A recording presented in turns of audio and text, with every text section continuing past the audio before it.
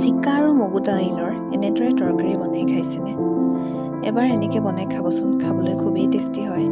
মই কেনেকৈনো বনালোঁ আহকচোন চাওঁ। তাৰ বাবে মই এনেকৈ দালি লৈছোঁ, দালিখিনি ধুই লৈছোঁ, মগু দালিখিনি আৰু এটা জিকা এনেকৈ সৰু সৰুকৈ কাটি লৈছোঁ। তাৰপিছতে আলু লৈছোঁ এটা, পিঁয়াজ এটা আৰু কেঁচা জলকীয়া দুটা লৈছোঁ আৰু বিলাহী এটা লৈছোঁ। এতিয়া মই কেৰাহী এটা পাতি ল'ম। কেৰাহীটো পাতি মই তাত 5 চামুচ তেল দিলোঁ। দিয়াৰ পাছত এতিয়া মই পিঁয়াজখিনি দি দিম।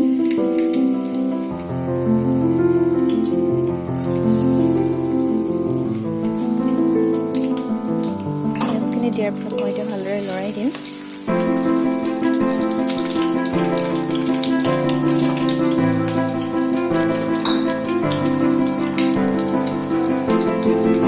এতিয়া মই ইয়াত পাঁচফোৰণ দিছোঁ।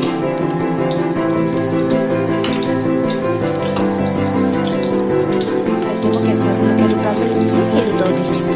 এতিয়া মই ভালদৰে লৰাই দিম।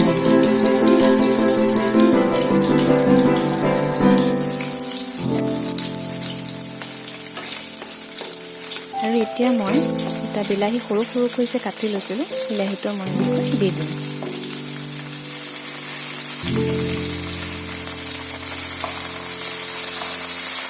ইয়াৰ পাছত এতিয়া মই ভালদৰে গোটেইখিনি লৰাই দিম।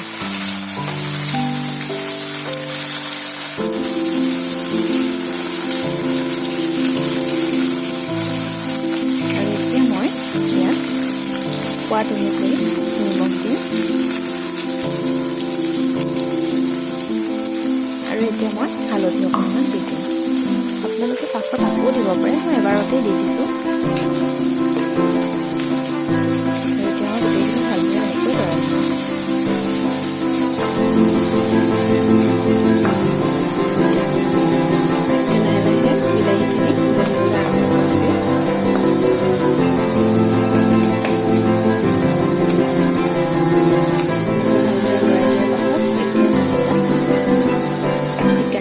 দি দিম।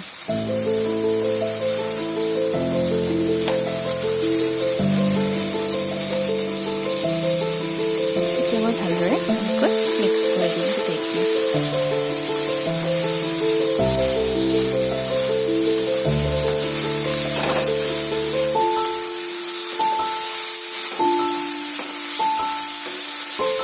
আৰু মই সৰু সৰুকৈ যে কাটি লৈছিলোঁ আলুকেইটা, সেই আলুকেইটা মই এতিয়া ইয়াত এনেকৈ দি দিম।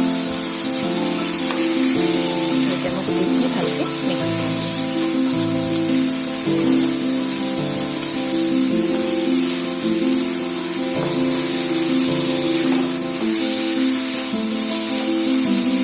মিক্স কৰাৰ পাছত এতিয়া মই অকণ সময়ৰ বাবে ঢাকি দিম।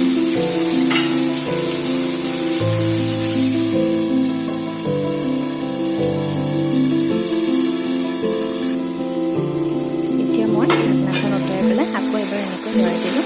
চাওকচোন বিলাহীখিনি গলি গৈছে আৰু জিকাৰ পৰা পানী ওলাবলৈ আৰম্ভ কৰিছে। এনেকৈ মই ভালকৈ লৰাই দিয়াৰ পাছত আকৌ অকণমান সময়ৰ বাবে মই ঢাকি দিম।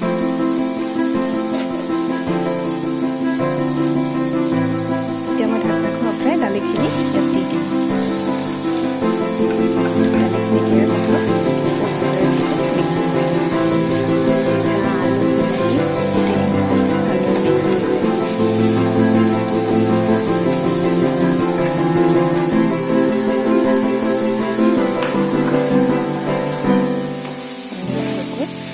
দিয়াৰ পাছত এতিয়া মই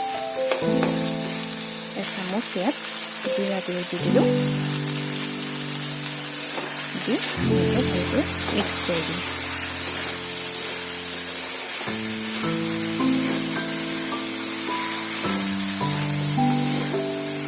আৰু এতিয়া মই অকণ সময়ৰ বাবে লগাই দিম। ঢাকনিখন উঠাই পেলাই মই আকৌ এবাৰ লৰাই দিলোঁ।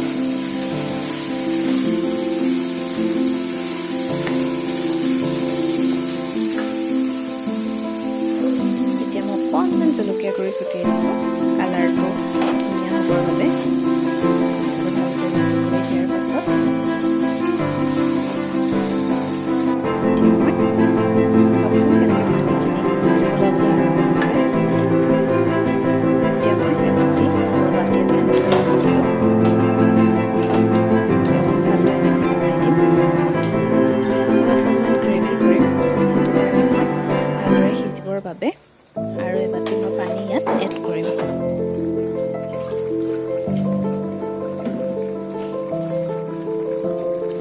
মই এনেকৈ পানী দি দিলোঁ।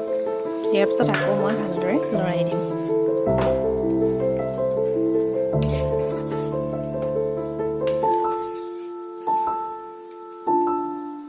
এতিয়া মই অকণমান সময়ৰ বাবে ঢাকনিখন লগাই দিম, যাতে ভালদৰে সিজে। এতিয়া মই ঢাকনিখন এনেকৈ আঁতৰাই পেলাই আকৌ এবাৰ ভালদৰে লৰাই দিম।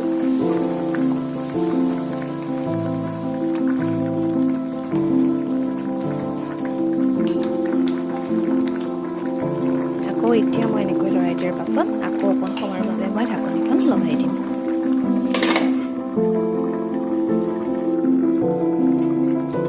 এতিয়া মই ঢাকনিখন আঁতৰাই চালোঁ, প্ৰায় হৈছেই।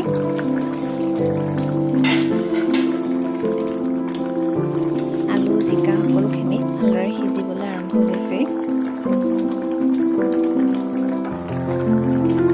আৰু অকণ গ্ৰেভি কৰিবৰ বাবে মই ঢাকনিখন অকণ সময়ৰ বাবে লগাই দিম।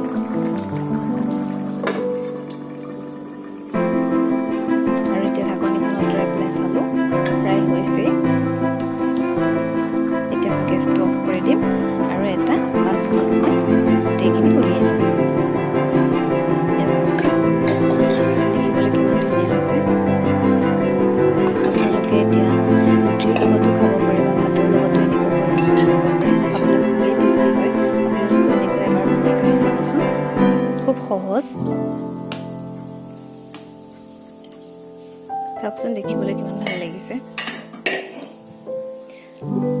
আৰু এনেদৰে আপোনালোকেও ঘৰতে বনাই খাবচোন। আৰু মোৰ এই ভিডিঅ'টো যদি চাই ভাল লাগিল তেতিয়াহ'লে এটা লাইক কৰি দিব। আৰু মোৰ চেনেলটো যদি এতিয়ালৈকে ছাবস্ক্ৰাইব কৰা নাই তেতিয়াহ'লে ছাবস্ক্ৰাইব কৰি দিব। Thank U.